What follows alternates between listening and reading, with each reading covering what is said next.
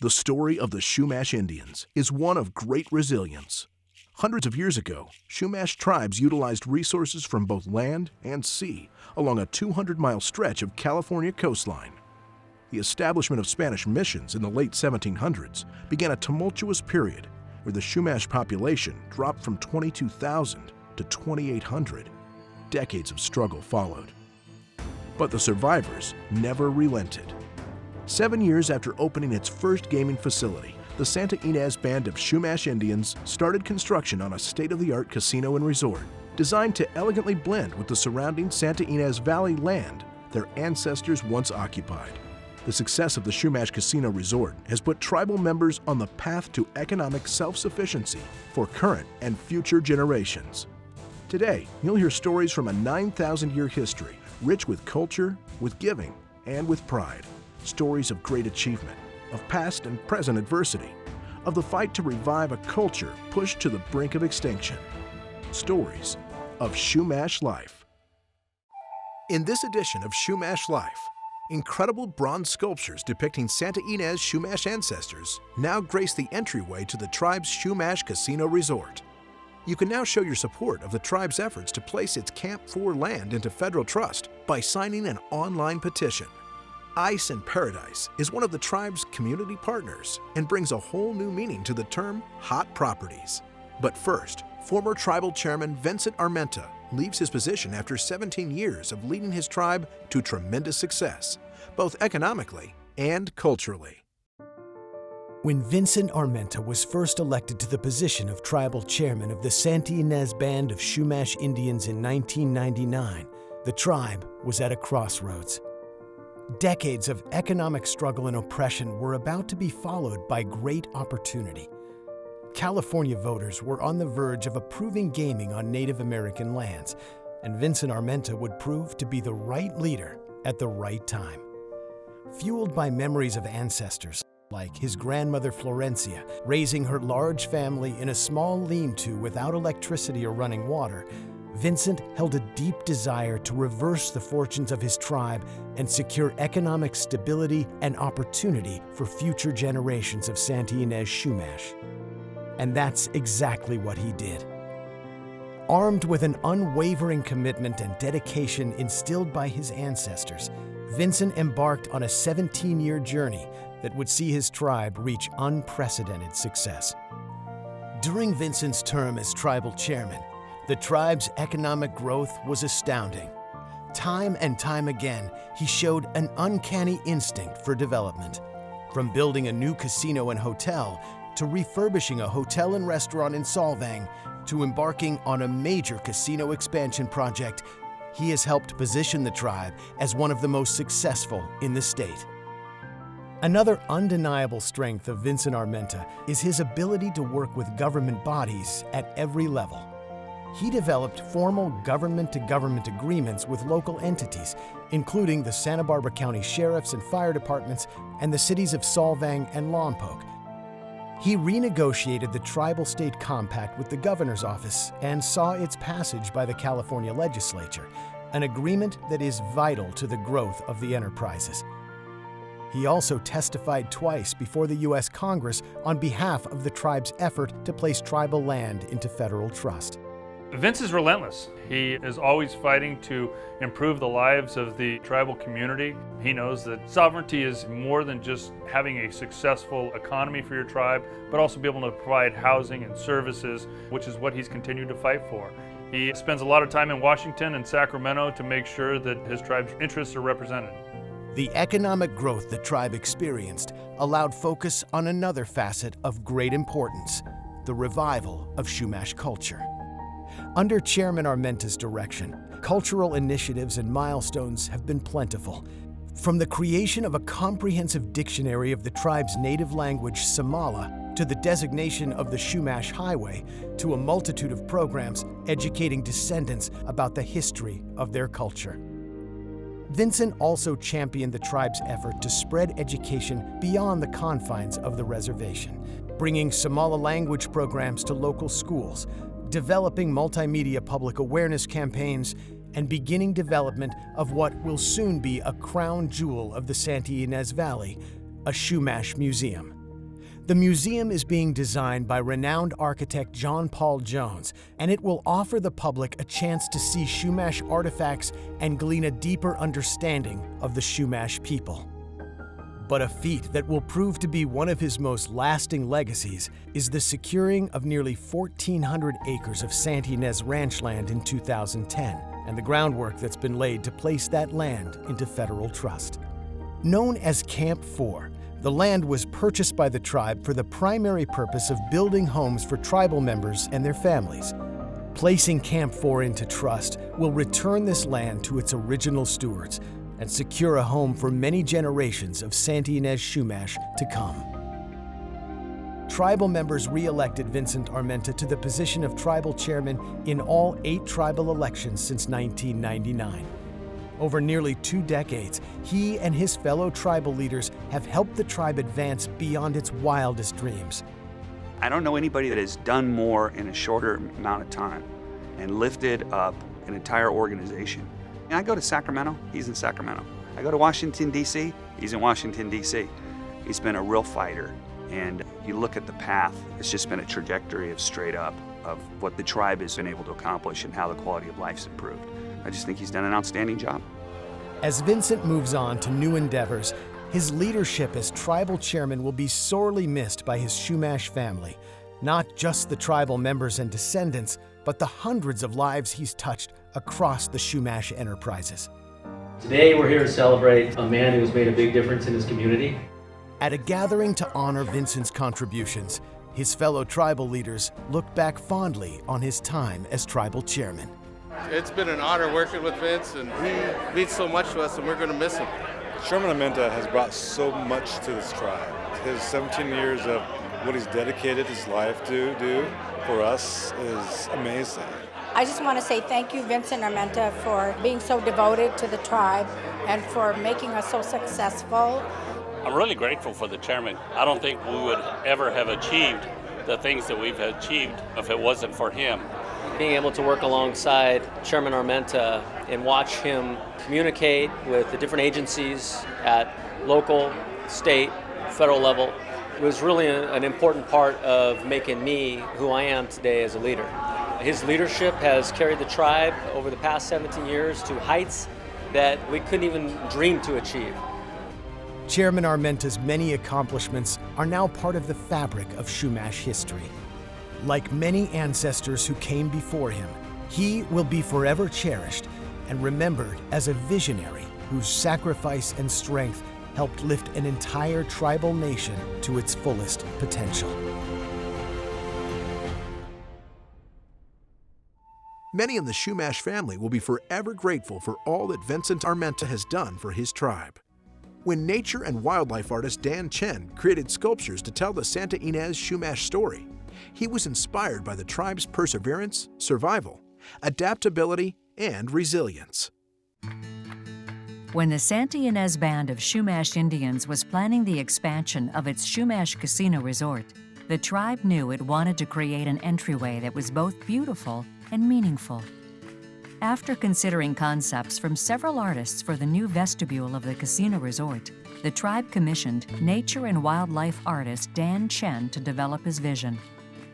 Born in China, Dan's interest in art began early when he watched his father paint. At the age of 15, Dan received more formal instruction from master artists who helped hone his artistic observation skills. My background is Chinese art, and we have a saying, learn from nature. So nature is a pretty big part of my background. I do 2-dimensional as well as 3-dimensional. So I often combine all different mediums together to achieve what I want to say, what story I want to tell. When Dan met with the tribe's leadership team, known as the Business Committee, to learn the story of the Santa Ynez Chumash, he was inspired by the tribe's history of perseverance, survival, and adaptability. I want people to look beyond the casino aspect, because this is a nation that is almost annihilated and now is thriving. So look beyond the material aspect, but the human aspect and the spiritual aspect of the Chumash people. With so many ways to reflect the tribe's culture and heritage, Dan decided to create 6 individual bronze sculptures, each with its own story to tell. The sculptures were unveiled on May 18, 2016 at a special celebration. Tribal Chairman Kenneth Kahn introduced Tribal Elder Grace Pacheco, who blessed the sculptures.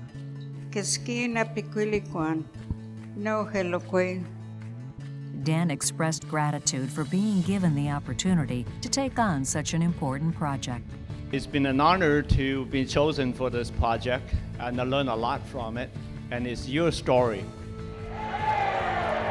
Judging from the reaction of tribal members at the unveiling, Dan's attempt to capture the power and emotion of the tribe's rich history was a success. Flames of Victory is the largest sculpture and serves as the center anchor. Through the flames of adversity, the ceremonial fire highlights the diverse Chumash world and tells the story of the tribe's heritage. Tradition shows a tribal elder sharing the technique of weaving a finely coiled junkus basket, reminding us that Chumash were known for remarkable basketry techniques. Provision depicts a bow hunter and his dog and portrays how the tribe used the land and natural resources to survive. Heritage depicts beloved ancestor Maria Solaris, sharing stories with the child, symbolizing how she preserved tribal history, culture, and language for posterity. In celebration, the bear dancer honors the most powerful animal in the Chumash world, which brings healing to the earth and all its people. Generations shows a young mother lovingly caring for her child in a tule cradle board before preparing acorn, one of the most important foods for Chumash people. These powerful works of expression were the results of a long process of design, sculpting, and manufacturing. It took me about 5 months to sculpt 6 pieces and about 6 months for the casting to complete. So this whole project from the sculpting to now is about 7 months. Dan began with a rough wax sketch, then created 1/4 scaled models known as maquettes to work out the details. Finally, Dan sculpted the full-size sculptures in clay, which were then molded and cast in high-quality bronze, using the lost wax casting method. The casting was completed at Rheinmuth Bronze, a foundry in Eugene, Oregon. Dan has a tremendous amount of ability and he loves taking on enormous projects. And this was very technical. He knew that it would be a lot of working together to make sure that his vision was interpreted to the final product, and he knew to ask the right questions. I'm really happy. It actually wound up turning out amazingly well. Once the sculptures were created, the intricate process continued with the installation. Because of the height of Flames of Victory, a special cradle was constructed so it could be transported horizontally from Eugene to Santa Ynez.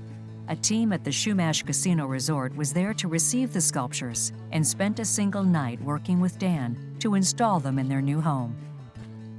Once completed, the sculptures were covered from public view, awaiting their grand reveal.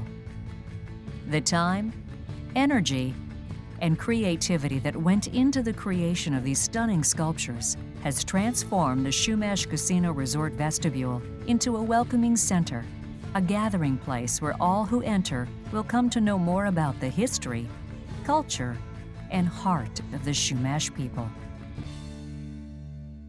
Visit these amazing sculptures on your next trip to the Chumash Casino Resort.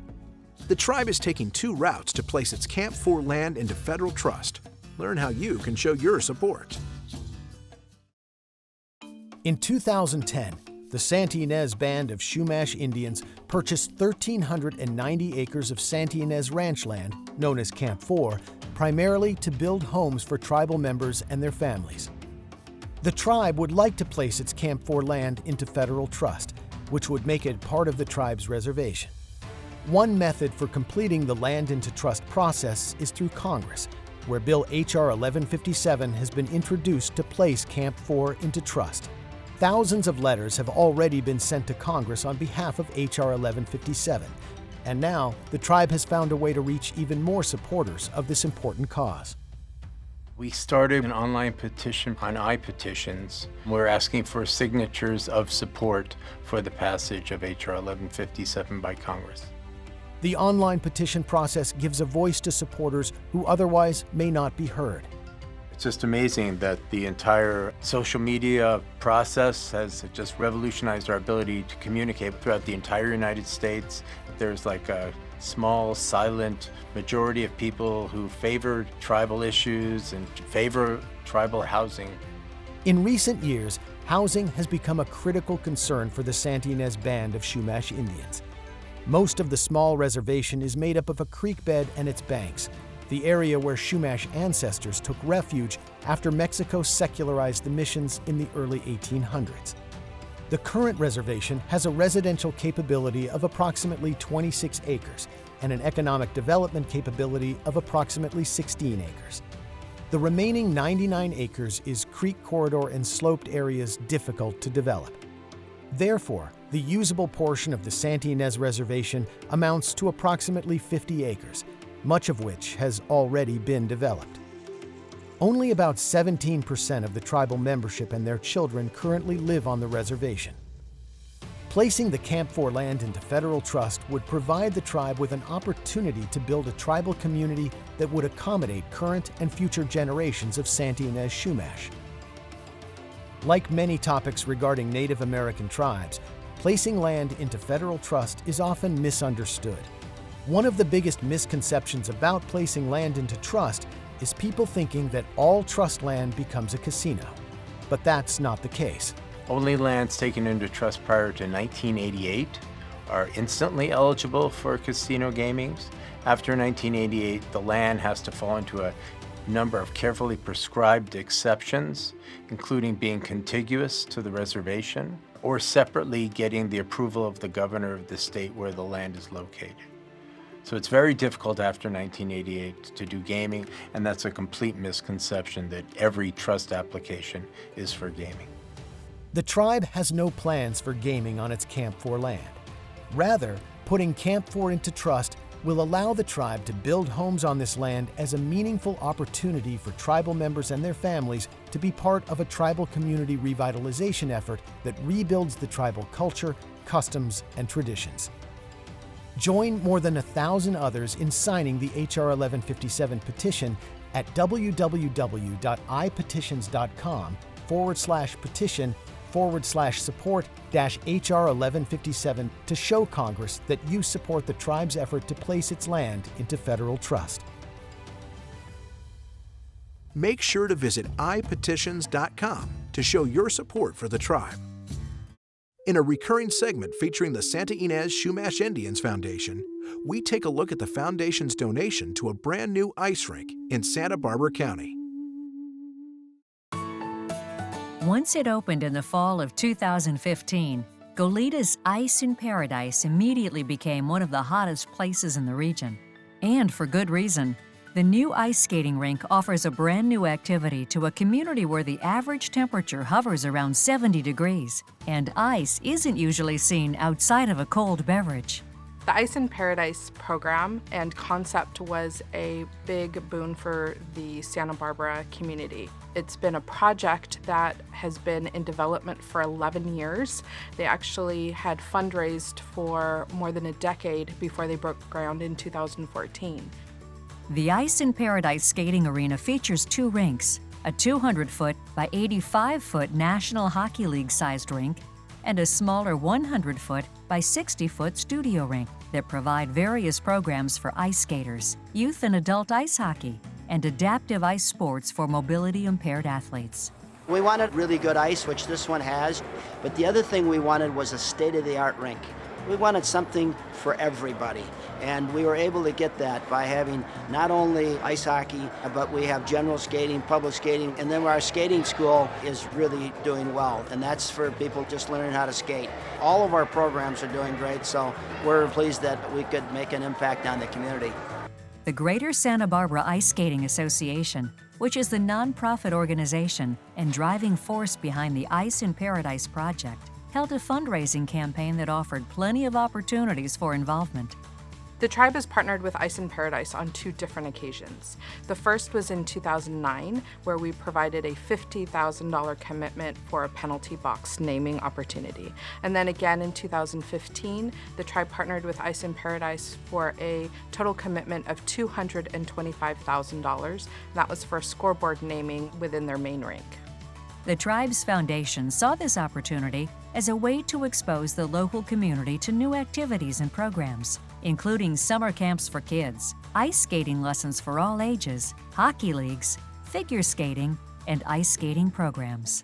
We talked to the Chumash Indians first, and they were very interested. We were very thankful for that because it gave us great credibility. Everybody knows the Chumash, so we're really grateful for them being one of our partners and that they stepped up. Originally from Minnesota, Jack has been playing hockey all his life, so his involvement as the campaign chair was a natural fit. He built a rink in Minnesota and has been on the board of the U.S. Hockey Foundation as one of its development chairs. Perhaps most importantly, he knows the draw of the ice. I'm 70 years old and I'm still playing hockey 2 or 3 times a week. And the camaraderie is so good, and the kids will be able to find their self-esteem. It'll really be good for them. So far, they're really taken to it.